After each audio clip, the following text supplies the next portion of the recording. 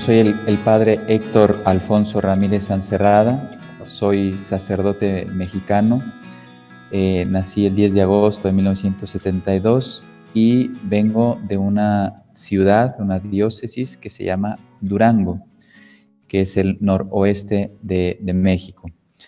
Pues mi familia, tengo la alegría y el honor, la honra de decir que yo vengo de una familia cristera.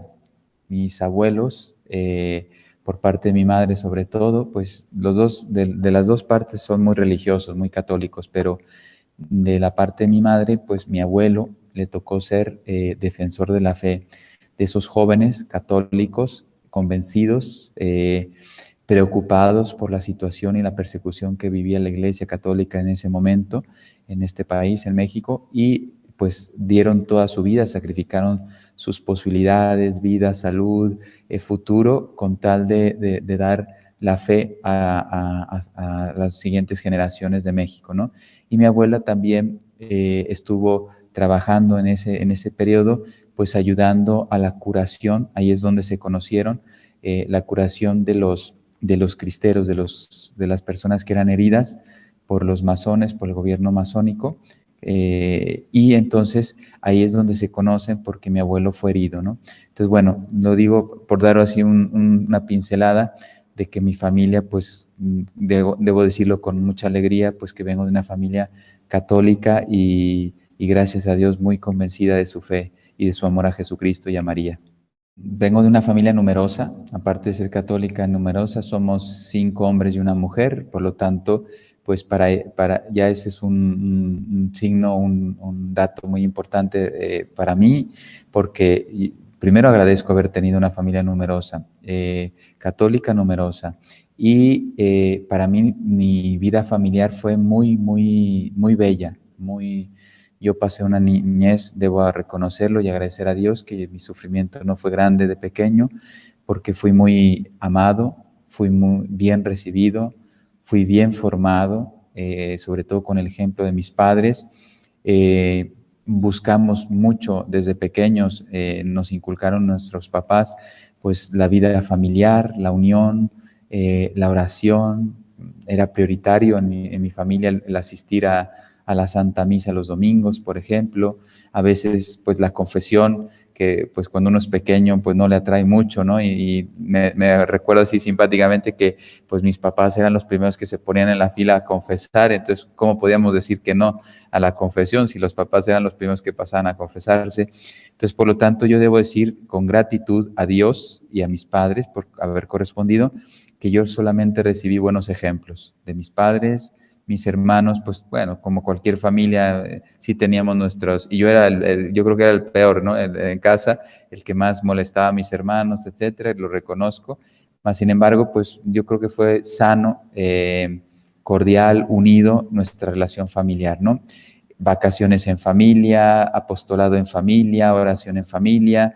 Entonces, para mí, inclusive, yo soy vocación tardía, y desde pequeño, pues yo pensaba que mi vocación era ser un esposo, un padre de familia, y yo decía, cuando tuve una novia, recuerdo todavía así algo simpático, ella quería tener pocos hijos, ¿no? Y yo, 2, decía ella, no, yo no pasaré de 2. Y yo le decía, bromeando, pero convencido, le digo, mira, después de 6 empezamos a dialogar, o sea, yo mínimo quiero una familia de 6, ¿no? Porque decía, yo soy muy feliz con la familia numerosa, ¿no? Yo de pequeño, bueno, de universitario, creía que tenía claras 2 cosas, ¿no? Que era, yo estudié en la mejor universidad de México, por lo tanto sentí un compromiso con mi país de generación de trabajo, y le decía, y familia numerosa. Entonces yo quería crear empresa, que es lo que empecé a hacer con mi padre, y quería tener una familia muy numerosa. O sea, yo decía mínimo 6 hijos, ¿no? ¿Por qué? Porque pues, para mí fue una infancia muy agradable.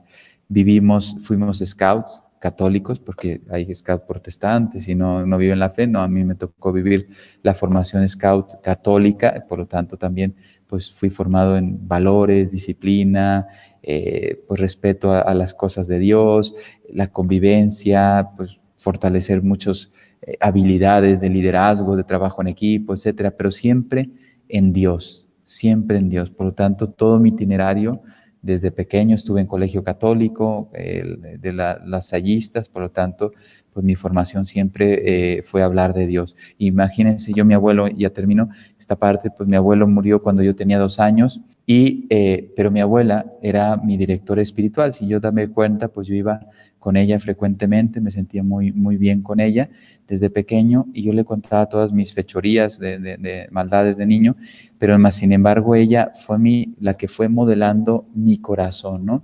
Y entonces yo lo poco que conozco, lo mucho que conozca de mi abuelo como cristero, pues fue su esposa. O sea, ella me fue contando, me fue introduciendo, por decirlo así, esa semilla desde pequeño, pues con respecto a amar la fe con todo el corazón, amar a Dios, amar la Santísima Virgen, en este caso en la advocación de Guadalupe, y amar mi país, porque lógicamente recuerden que el grito era viva Cristo Rey, viva la Virgen de Guadalupe, pero la motivación era por Dios y por la patria. O sea, estamos dando la vida por Dios, pero para salvar la fe en nuestra patria, ¿no? Entonces, todo eso desde pequeño fue haciendo pozo en mi corazón.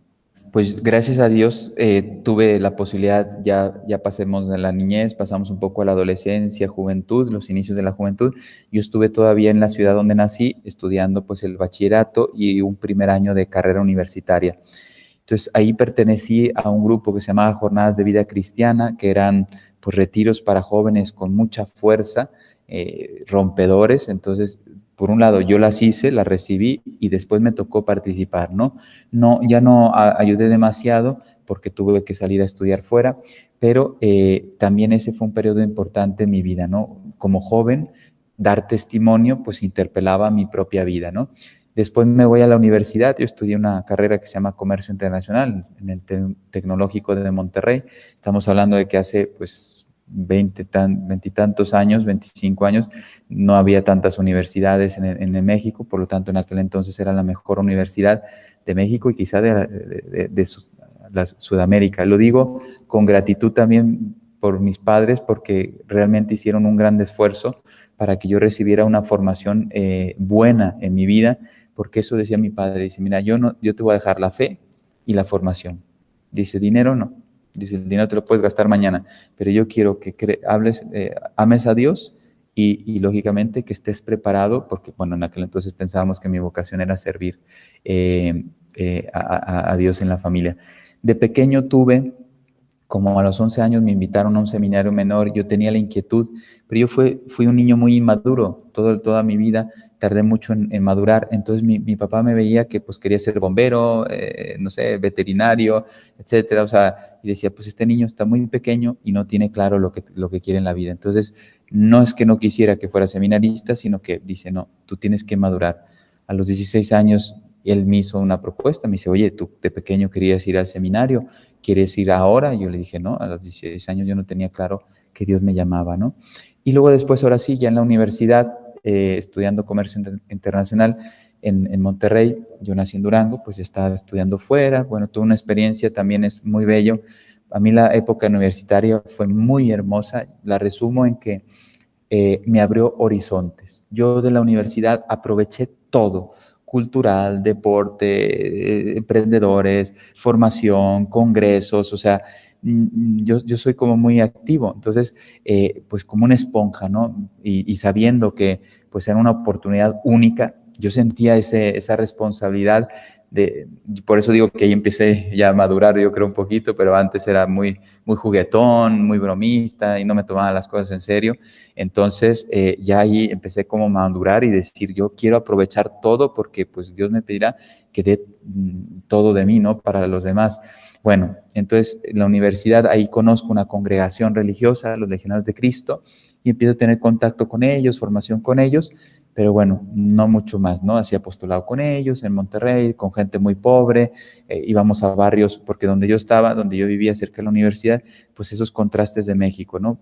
Puede haber un lugar con gente de un altísimo nivel económico y a 1 kilómetro, gente que se muere de hambre, ¿no? Entonces, pues me tocaba ir a esos barrios que no estaban lejanos de donde yo vivía, y bueno, gente muy pobre. Y todo eso fue transformando mi corazón. Entonces, en ese periodo, ya yo sentía un deseo de ayudar. Como padre de familia, yo todavía en ese momento no tenía clara la vocación, padre de familia, familia numerosa, y como les decía, empresario. Yo decía, si Dios me ha dado esta posibilidad de estudiar en la mejor universidad en aquel entonces de México, no sé ahora cómo están las universidades en este país, pues yo digo, yo tengo una responsabilidad muy grande con mi país, generar empleo, ¿no? Y sobre todo para esa gente que yo veía, pues que estaba pasándolo muy mal. Bueno, y luego ya así puedo desarrollar más, pero en dos pasos. Yo termino la carrera y ellos, yo ya pensaba volver a México, a Durango, perdón, México, con mi papá, con él ya habíamos, inclusive la maquinaria, todavía se reía, él acaba de fallecer hace unos años, mi padre se reía y dice, ¿qué voy a hacer con la maquinaria? Porque al final compró maquinaria para empezar una empresa con él. Y decía que cuando entró al seminario me dice, ¿y qué hago con ella? Dice, como diciendo, pues me has arruinado el plan, ¿no? Pero claro, él está más contento, estaba mucho más contento que fuera sacerdote, ¿no? Bien, entonces yo me voy 2 años a Colombia con los Legionarios de Cristo, de misionero, y ahí también, ahí ya es donde empiezo ahora sí, como que resurge lo que ya tenía de pequeño, vuelve a tomar fuerza y pues ya voy a Italia a estudiar con ellos una maestría, porque todavía en aquel entonces no sabía que iba a ser sacerdote. Yo pensaba, de ahí los planes empiezan a cambiar, ¿no? Porque Dios empieza a moldear mi corazón. Entonces yo pensaba, en aquel entonces, estando en Colombia, era, me voy a estudiar una maestría a Italia, comercio internacional, pues otro país, otro idioma, otra cultura, me preparo más en mi campo, y luego pensaba ya volver a Colombia. Colombia fue un país que me robó el corazón, sigue robándolo porque sigo yendo como misionero a Colombia. Es un país muy católico, muy mariano, y pues en aquel entonces me impactó mucho. Y entonces ya pensaba que mi vocación era quedarme en Colombia, trabajar evangelizando empresarios. Bueno, termino diciendo esta parte de que yo entro en Roma a esta congregación porque estando en Roma estudiando esa maestría, pues yo ya siento ahora sí el llamado al sacerdocio. Yo tenía una novia en México, pues tuve que, con mucho dolor de ella, porque sí le costó mucho esa situación, lo reconozco, porque el que se iba era yo, ¿no? Ella se quedaba pues con ese dolor, ¿no? De que pues el novio con el que a lo mejor ella ya se había hecho un proyecto, pues ahora resulta que le dice que va a hacer otra cosa en su vida, ¿no? Pero bueno, Dios también se encargó de darle la paz. Para mí el seminario fue algo también muy bello. Yo entré mayor con 25 años, por lo tanto, y había pertenecido al grupo de laicos de ellos, por lo tanto conocía la espiritualidad, conocía pues un poco, no digo mucho, pero en general, aparte había vivido 2 años en una casa de ellos, en un seminario que tenían en Colombia. Entonces, digamos que Dios en ese sentido me ayudó a adelantar tiempos, ¿no? Entonces yo entraba con una sed de ser sacerdote. O sea, cuando ya descubrí que mi vocación era el sacerdocio, pues yo quería aprovechar, como les decía yo, en ese sentido siempre he sido, no sé, no fui un gran intelectual, etcétera, pero sí he tenido un deseo de absorber, ¿no? Todo lo que veía, hacía, y también Dios me ha llevado mucho al apostolado, ¿no? Entonces apenas entraba y pues ya estaba haciendo apostolado en Italia, visitando familias, bendiciendo casas, buscando bienhechores, porque claro, teníamos que sobrevivir, etcétera. Entonces, pues el periodo del seminario fue en el norte de Italia, que se llama Gozzano, cerca de Novara, entre Milán y Turín. Lo digo porque quizá con estas dos ciudades ya muy importantes está estas dos ciudades. Después viene Novara, que ya es menos conocida, y ahí había un pueblito pequeño que se llamaba Gozzano. Bueno, pues ahí hicimos el seminario 2 años, pues también fue una riqueza muy, muy hermosa porque había italianos, había personas de otro país, libaneses, etcétera. O sea, fue una experiencia donde ya veo esa eclesialidad, ¿no? De la vocación. Soy sacerdote, pero convivo con gente de otros países. Y luego después paso a Roma. Me tocó estar en Roma en el año 2000, imagínense el jubileo de la Iglesia Católica, pues ha sido un hito de la historia de la Iglesia Católica, el año 2000, el jubileo. Juan Pablo II, pues ha sido el Papa de mi juventud, de mi formación. O sea, yo cuando era joven, pues es al que le escuchaba, al que nos ponía los desafíos a los jóvenes, el que me inspiraba. Por lo tanto, pues para mí, Juan Pablo II, todos los santos padres los amaré por ser vicarios de Cristo, pero no cabe duda que el que te marca, pues es el Papa de tu juventud, ¿no? Entonces, año 2000, estudiando filosofía. Para mí también la filosofía, lo poco que pude estudiar, porque el año 2000 fue un año muy movido en la iglesia. Y bueno, yo estaba responsable ahí de nosotros. El seminario en aquel entonces tenía casi 450 seminaristas y yo era encargado de darles de comer todos los días. Entonces, imagínense el trabajo que eso lleva. Pero bueno, absorber todo lo que pude de la filosofía, absorber. Para mí, el año 2000 igual me dio un horizonte de la iglesia, una visión de la iglesia muy amplia, muy bella, y también con una proyección en el tiempo importante, como era Juan Pablo II. Y bueno, pues ahí termina mi periodo de formación en Roma. Después me mandan a España. Pues mira, España, yo he vivido 15 años, inclusive yo ya dejé la congregación, ahora soy sacerdote y estoy incardinado en una diócesis de España que se llama Getafe, que es el sur de Madrid. Entonces, para mí fue muy impactante porque yo, como les decía, imagínense toda mi formación, familia religiosa, país católico, pues México en aquel entonces ha perdido mucho la fe ahora México, pero estamos hablando hace 30 años. México era católico, ¿no? O sea, tristemente tenemos que defender ahora la fe en México, como el mundo, pero especialmente en ese país. Entonces, yo venía de un bagaje pues cultural, familiar, etcétera, como decía, muy católico. Llego a la Europa descristianizada con una persecución moral y también física, pero moral, legal, de medios de comunicación, etcétera, vehemente contra la fe, contra la iglesia, contra el catolicismo español, contra la Virgen María, etcétera, contra los colegios católicos, etcétera. O sea, es Europa, pero España, recuerden que los españoles son muy pasionales, entonces los que odian a la iglesia la odian con mucha fuerza. Entonces, para mí fue una experiencia muy, muy enriquecedora, triste, porque así está Europa, ha perdido la fe. Ya Europa son pequeños grupos los que hay, pero estamos hablando en general. Realmente Europa dejó de ser católica hace varias décadas. En la práctica, seguro. Las raíces eran católicas, hay buenas familias católicas, pero hablando en general, nadie se le ocurre decir que Europa mantiene la fe, ¿no? Entonces, a mí me toca esa realidad. Venía ya de Italia, que ya empezaba a ver algo, pero el italiano no es tan vehemente. En cambio, llegas a España y sí es una persecución terrible, pues ahí es donde me toca evangelizar. Entonces, para mí fue un despertar, afianzarme en la fe, gracias a Dios. No debo reconocer que también tuve mis luchas, mis desalientos, pues a lo mejor también mis crisis, porque no ha sido fácil. Y Dios, gracias a Dios, pues miren, todavía estoy aquí luchando como sacerdote, pero no cabe duda que sí fue un periodo duro, pero una gran elección.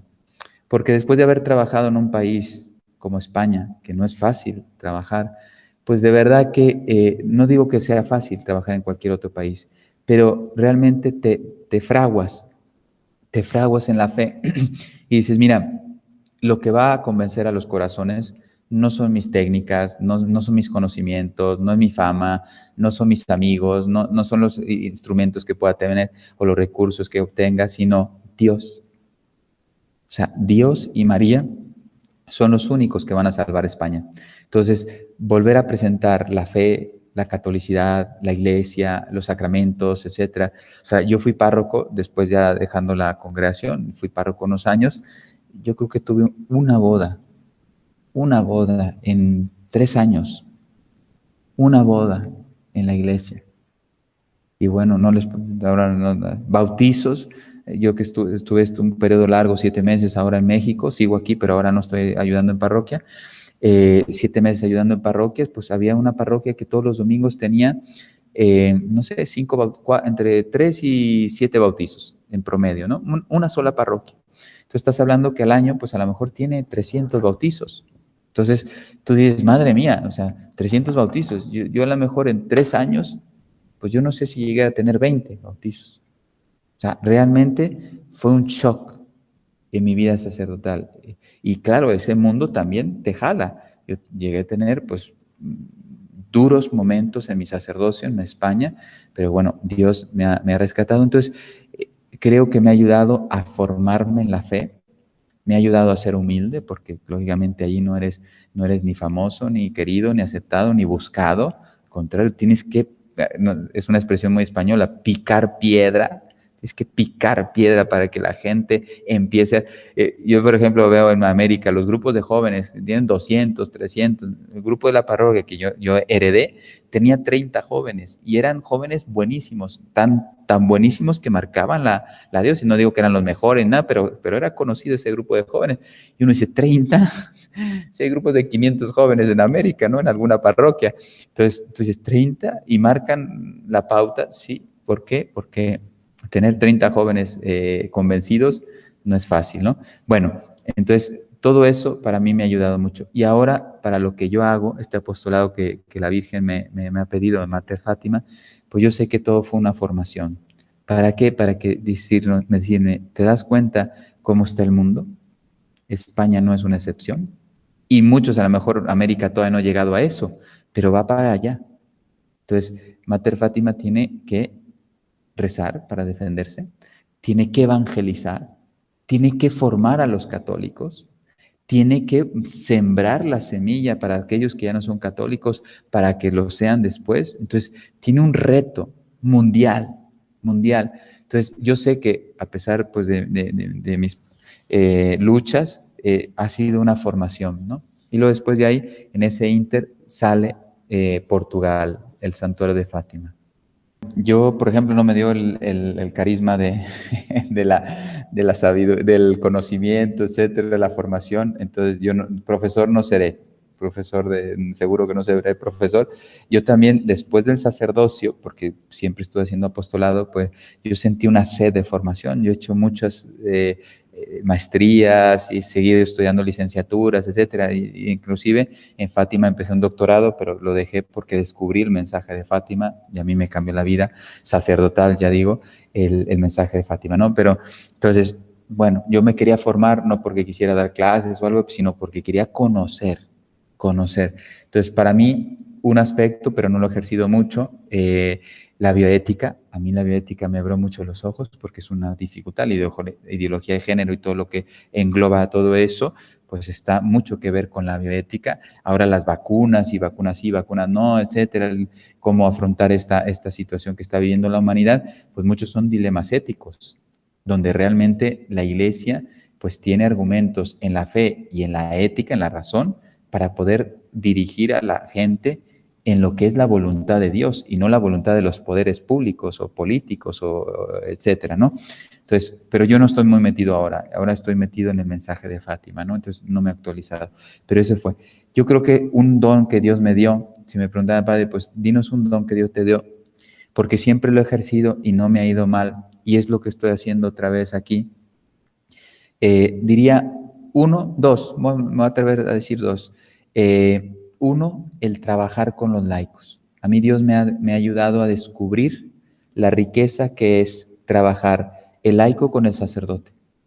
El sacerdote no sustituye al laico, ni el laico sustituye al sacerdote. Yo soy el pastor y yo hago lo que tiene que hacer un pastor, y los laicos tienen una vocación laical que la tienen que realizar en el mundo, etcétera, guiados por un pastor. Entonces, yo como que Dios me ha permitido estar siempre con los laicos, por eso todos los apostolados que he hecho pues han sido de una predicción muy grande. Ahora Mater Fátima pues es mundial, porque así lo ha querido Dios, pero ya hablando en lo humano, hablando de lo que a mí me corresponde, pues yo no tengo problemas de trabajar y confiar en un laico, en un país, en otro, a lo mejor no lo conozco y me atrevo a confiar en él. Padre, pero no conoce a esta persona, acaba de llegar a Mater Fátima, ¿cómo le das una responsabilidad?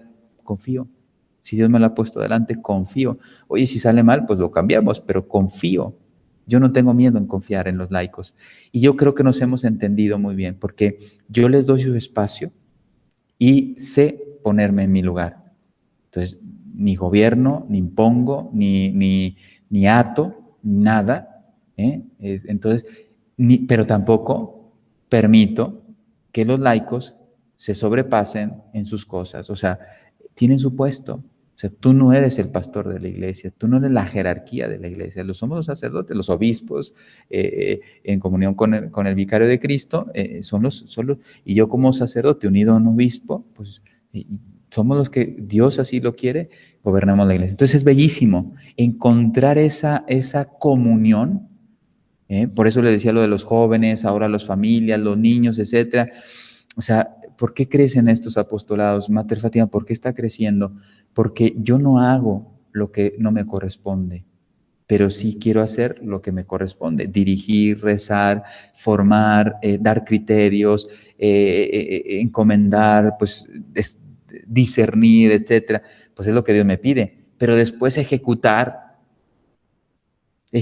ustedes, porque ustedes sí pueden hacer 20,000 cosas. Dios me inspira, por ejemplo, Mater Fátima, Dios la ha inspirado en mi corazón, pero quien la lleva a cabo son miles de personas en el mundo. Entonces, sí, a lo mejor la gente dice, bueno, sí es el padrecito de la Virgen, ¿no? Como me dijeron una vez en España, eres el padrecito de la Virgen, sí, porque a lo mejor yo es el que he dado a conocer este apostolado, pero ustedes saben que 100 millones de personas no las voy a mover yo, las movió el cielo a través de estos miles de personas que divulgaron un rosario mundial, ¿no? Que ya son 3 al día de hoy. Entonces, ese es uno. Y otro que descubrí un poco, ya lo tenía, pero lo descubrí mucho en Fátima. No es que yo sea un gran confesor, no me refiero a eso. Yo no soy ni San Juan María Vianney ni Padre Pío, sino que yo descubrí en Fátima, porque ahí confesaba mucho, descubrí la importancia o la centralidad de nuestra fe de la confesión, del sacramento de la confesión. Entonces, yo siento en mi corazón, y donde voy me ofrezco a confesar continuamente. Creo que no, delante de Dios, creo que nunca he negado una confesión por no querer, sino porque no he podido, o iba deprisa, o iba a otra cosa, pues he tenido que decir, no puedo ahora. Pero creo, y si lo he hecho, pues pediré perdón a Dios, pero creo que nunca he negado una confesión. Otro aspecto que me parece que es muy hermoso en mi vida sacerdotal, y lo descubrí estando como capellán en Fátima, Portugal, cuando estuve ahí casi 4 años, me tocó descubrir el valor de la confesión en la vida espiritual de las personas. Por lo tanto, no es que yo tenga un carisma de ser un gran confesor, sino que yo descubrí que como sacerdote debo dedicar mucho tiempo a la confesión. Entonces, que les cuento que prácticamente donde voy con este apostolado, la Virgen ya me ha llevado a 23 países. Varias veces he ido a algunos de esos países, por lo tanto son muchas las visitas que he hecho como misionero a países de Europa, de América sobre todo, y entonces normalmente me ofrezco a confesar, y eso he visto que es una grande, grande gracia. El sacerdote, si supiera el valor de la confesión, no nos levantaríamos del confesionario. Es muy importante la confesión y haría mucho bien a las almas. Por lo tanto, pues es lo que estamos tratando de hacer. Pues estos 2 aspectos creo que me están ayudando mucho, sobre todo hoy en día en mi sacerdocio. Para mí ha sido muy hermoso el poder haber estado como capellán en Fátima, Portugal. Para mí fue digamos, como ahondar, como dicen, la vocación dentro de la vocación, ¿no? Santa Teresita, el Niño Jesús, pues ella cuando quería hacer todo, quería ser misionera, quería hacer todo, porque amaba a la iglesia, amaba a las almas, y después sabemos esta frase tan hermosa, dice que ella descubre que la iglesia tiene un corazón, y ella va a ser el amor, ¿no? Entonces, y a través del amor en la iglesia, pues puede ser misionera, puede ser tal. Por eso nunca fue Carmelita Descalza de clausura, y sin embargo es la patrona de las misiones, precisamente porque a través de su oración y su amor, pues llegó a todo el mundo, ¿no?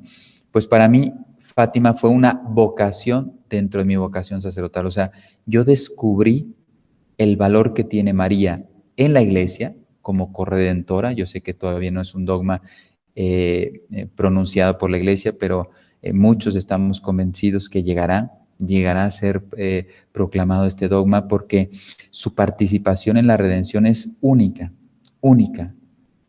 esencial. El Redentor es Cristo, pero ella es corredentora, precisamente. No es redentora, es corredentora.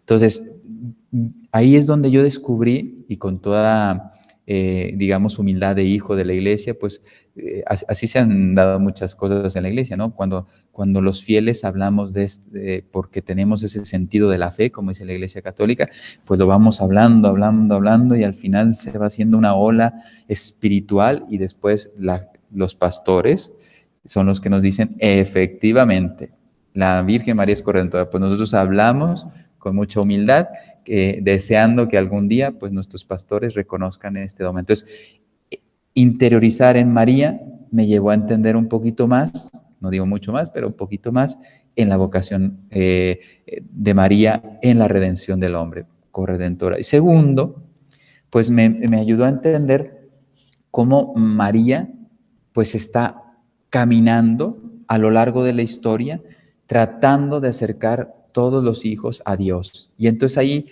entra lo que estoy haciendo el día de hoy. Yo estando de capellán, siento en el corazón, ya a estas alturas no dudo nada, en aquel entonces tuve que discernir, rezar, etcétera, pedir asesoría espiritual, pero ya a estas alturas no dudo de nada. Y aparte, como dicen, los frutos lo reconocerán, ¿no? Por los frutos, pues, oye, esos rosarios mundiales multitudinarios, solamente la Virgen los puede convocar, nadie. En la historia de la iglesia creo que nadie ha convocado algo así, por lo tanto queda claro. Pero para mí, ¿cuál es la lección? Dos. Una, la urgencia que tiene María de salvar las almas, porque ama lo que Dios ama, con todo su corazón, pues Dios quiere salvarnos, ella camina en la historia con nosotros para llevarnos a esa salvación de Dios. Bueno, y segundo, como sacerdote, yo conocí, así decía, ¿no? Ahora no hablo tanto, pero me ayudó mucho al inicio, cuando me llevó a todos esos países que yo ni siquiera conocía, y me puso personas en esos países, yo decía, la Virgen me está enseñando a que mi corazón sacerdotal puede amar a todo el mundo. Mi corazón sacerdotal tiene una capacidad, porque Dios así me lo ha dado, por el sacramento sacerdotal, del orden sacerdotal, me ha dado una capacidad de amar al mundo. No puedo, cuando uno tiene una familia, pues ama a sus hijos, sus vecinos, etcétera. Ese es su horizonte, ¿no? Y todos los que pueda, pero en cambio el sacerdote, por esencia, ama al mundo entero. Ese es el corazón de Cristo. Y yo lo tengo por sacramento. Entonces, yo ahí descubrí algo que ya tenía por sacramento, más que quizá no me había dado cuenta hasta dónde llegaba. Y entonces, Mater Fátima, en lo personal, esa es una de las grandes lecciones que me ha dado. Me ha dado muchas, pero esa es una. Bueno, ¿yo qué le diría a los jóvenes? Pues mira, pregúntale si Dios te llama. Pregúntale, porque si Dios te llama, es el camino de felicidad. Yo pensaba que iba a ser feliz casado, teniendo muchos hijos, etcétera, mas sin embargo, Dios no me quiso así. Dios me quiso sacerdote. Y ya les he dicho, vaya que he tenido luchas, vaya que he tenido combates, seguramente que me he equivocado muchas veces en la vida, pero lo que sí puedo decir es que tengo paz, alegría y, digamos, entusiasmo. Yo no estoy ni frustrado, ni deprimido, yo no tengo, claro que tengo luchas y todos los días me tengo que levantar con las luchas que tengo en el apostolado y las personales, mas sin embargo, eso no me quita la alegría de levantarme todos los días y decir, por ejemplo, yo a la gente le he dicho, y fíjense, no cualquiera se atreve a decir algo así, le digo, yo tengo una fórmula para cambiar el mundo.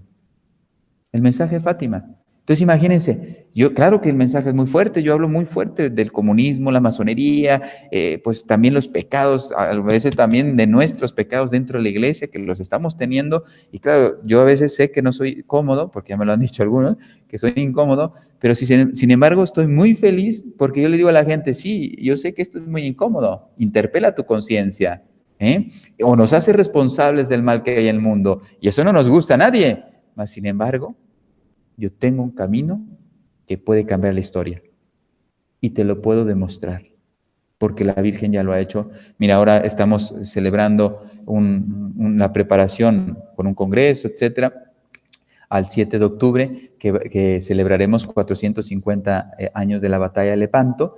Imagínate, o sea, la Virgen cambió la historia. América no sería católica si Europa hubiera perdido esa batalla. Entonces, se pueden imaginar cómo una intervención de María puede cambiar la historia. Entonces, yo le digo a la gente, como ya he conocido a María, no digo que la conozco totalmente, pero como ya ha entrado María en mi sacerdocio, lo ha enriquecido, pues entonces ahora entiendo que María puede cambiar la historia porque así lo quiere su hijo. Entonces yo le diría a los jóvenes, si tú seas chico o chica, si te sientes, primero pregúntale al Señor si te llama.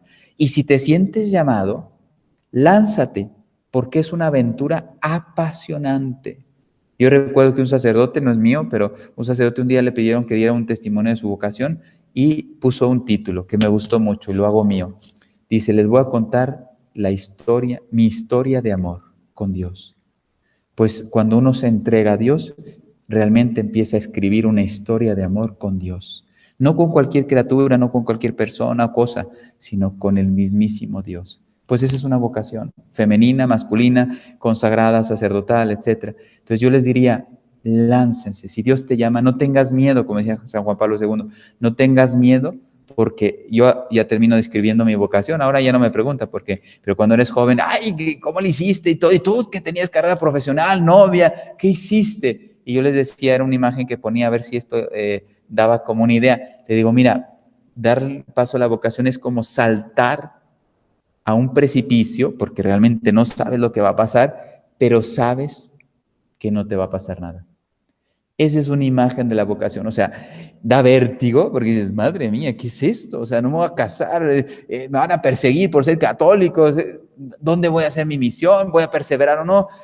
No te preocupes, lánzate, que daño no te harás. Y al contrario, cuando te lanzas, siguiendo con esa imagen, el precipicio se ilumina, porque era oscuro cuando confiabas en ti, cuando te has lanzado y confías en Dios, todo se vuelve luminoso. Ustedes pregunten, yo vivo de la providencia, soy misionero, no tengo casa, no tengo lugar donde, no tengo un bien material, etc. Padre, ¿no tienes miedo?